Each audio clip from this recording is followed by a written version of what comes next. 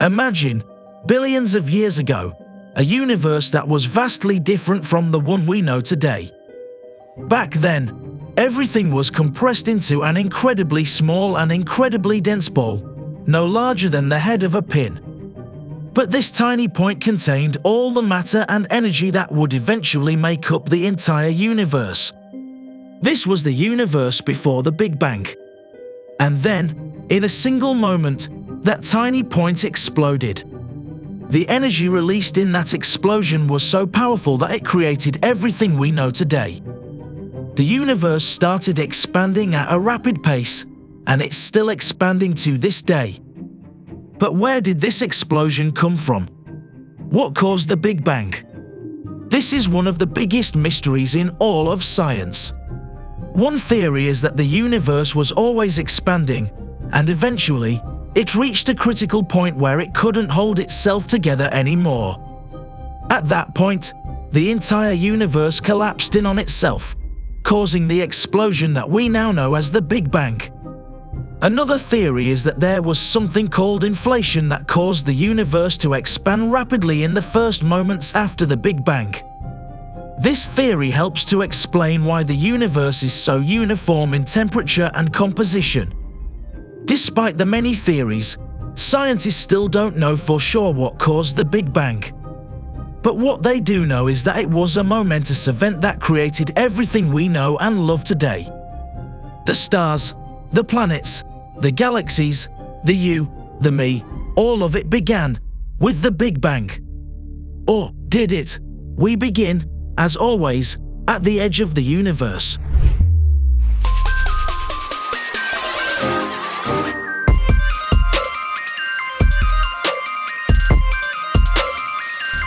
The James Webb Space Telescope has been in the news since it was launched on Christmas Day, 2021.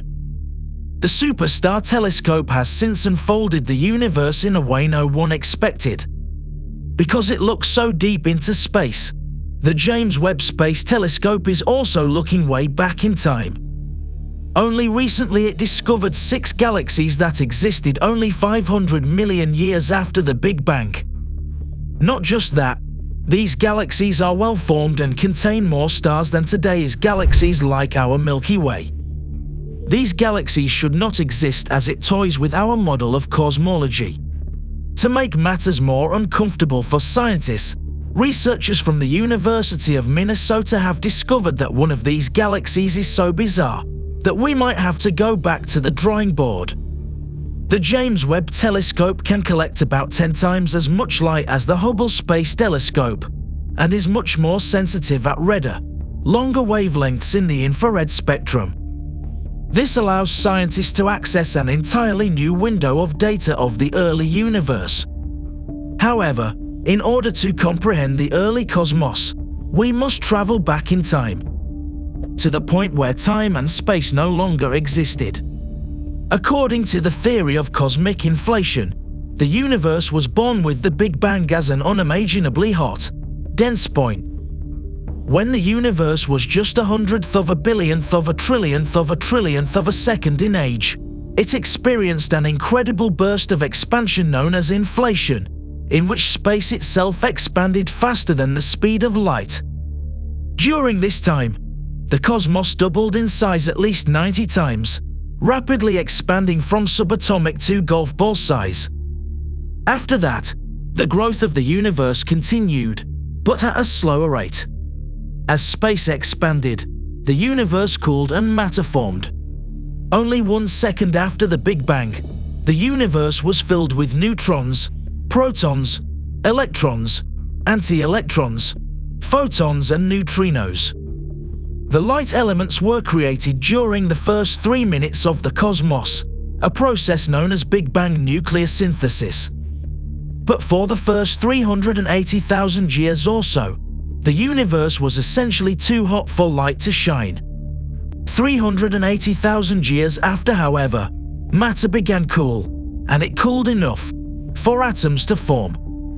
However, after this point, the universe was plunged into darkness, since no stars or any other bright objects had formed yet. Fast forward to 400 million years after the Big Bang, and we can see the universe began to come out of its dark ages. This period in the universe evolution is called the Age of Reionization. The first stars appeared during this period, which lasted more than 500 million years. So galaxies, scientists thought, began building up in the first billion years after the Big Bang, and sort of reached adolescence at 1 to 2 billion years. However, the James Webb Space Telescope has found not one, but 6 galaxies that were fully formed only 500 million years after the Big Bang. And that is a problem. Using first-of-their-kind observations from the James Webb Space Telescope, a University of Minnesota Twin Cities-led team looked more than 13 billion years into the past to discover a unique, minuscule galaxy that generated new stars at an extremely high rate for its size. The galaxy is one of the smallest ever discovered at this distance, and could help astronomers learn more about galaxies that were present shortly after the universe came into existence. The volume of the galaxy is roughly 1/1,000,000th that of the Milky Way, but we can see that it continues to create the same amount of stars each year. The galaxies that existed when the universe was in its infancy are very different from what we see in the nearby universe now, explained scientists. Studying these galaxies could help us figure out how and when these first stars and galaxies emerged from within the universe's dark ages. Until then, it remains a mystery still as to how the universe came into being. As days pass, more results of observations from JWST is revealing that the universe, especially at its early stage, was stranger than we imagine. Webb has not only identified these early galaxies, but it has also detected a black hole that is nearly as old as the universe. Scientists have discovered what they believe to be the oldest known black hole in the universe, owing to the telescope's ultra-powerful sensors that captured this elusive entity. This supermassive black hole, which dwarfs our Sun by a staggering 10 million times, existed at the center of a galaxy 570 million years after the universe's inception, a time so remote it's difficult to fathom. To put it in perspective, the universe itself is estimated to be 13.7 billion years old. Observations collected through the James Webb Space Telescope have revealed an active supermassive black hole 10 million times the mass of the Sun, one that is actively growing as it slurps up matter from the space around it.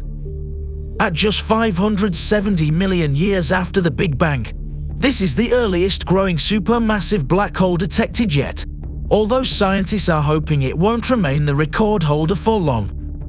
The black hole was found inside one of the earliest galaxies ever detected, previously known as EGSY8 though since renamed CERST-19.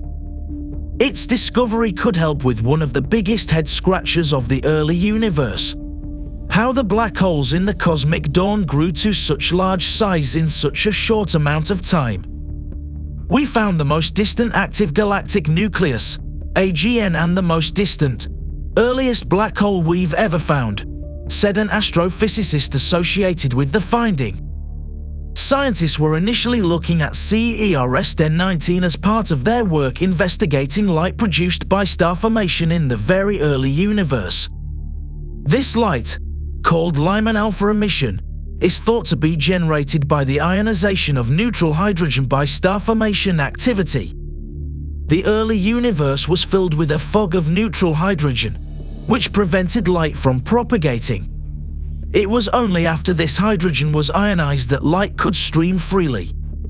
This epoch of reionization, as it is known, is not fully understood. We know it took place in the first billion years after the Big Bang 13.8 billion years ago, but seeing that far into the early universe is really hard. CERST-19 and a handful of other super early galaxies are excellent targets for this research, because they are relatively bright. The galaxy was identified in Hubble data in 2015, and at the time, was the earliest, most distant galaxy observed. Subsequent observations confirmed its existence, but more detailed information remained elusive. The earliest light in the universe has shifted so far into the infrared part of the spectrum due to the universe's expansion that a powerful, dedicated infrared instrument like JWST is necessary to probe them. So, when JWST came along, CERS 19, the brightest of the Hubble galaxies from this epoch, was an obvious target. The telescope stared at the galaxy for just 1 hour, with all 4 of its instruments, but returned a wealth of data. In the moment I was kind of like, wow, look at everything we can see with JWST. We've seen this whole portion of the spectrum of this galaxy, and any galaxies early on in the universe we've never seen before, said astrophysicist Rebecca Lawson. I was just overwhelmed by the amount of information. But then she noticed something she wasn't quite expecting. In addition to the light of star formation, there was a broad emission feature usually associated with AGN. And when she mentioned it to some AGN researchers, things started to get interesting. Typically, a galaxy in the early universe emits either light from an AGN or light from star formation. To see both in the same galaxy was extremely unexpected. There is some impact that the black hole is having on the emission lines that we're seeing, but most of the light we see in our images is still dominated by the star-forming part of the galaxy. That a supermassive black hole existed more than 13.2 billion years ago and was seen growing is not as surprising as you might think. Much larger black holes have been detected in the early universe. Scientists are still puzzled as to how the black holes in those galaxies became so enormous so early in the universe. What do you guys have to say? We have only recently discovered galaxies that formed only 300 million years after the Big Bang. These galaxies are big and complex, and scientists around the world were baffled, as according to the standard model of cosmology, such galaxies cannot exist so early on. Now, with the discovery of this black hole only some 500 million years after the birth of the universe, is a mystery in itself. The image of the early universe is changing faster than we expected. And, whether you like it or not, it's time to start over. So, would you like to travel to the other side of the universe, or stick with us here, at the edge of the universe? Until we meet again.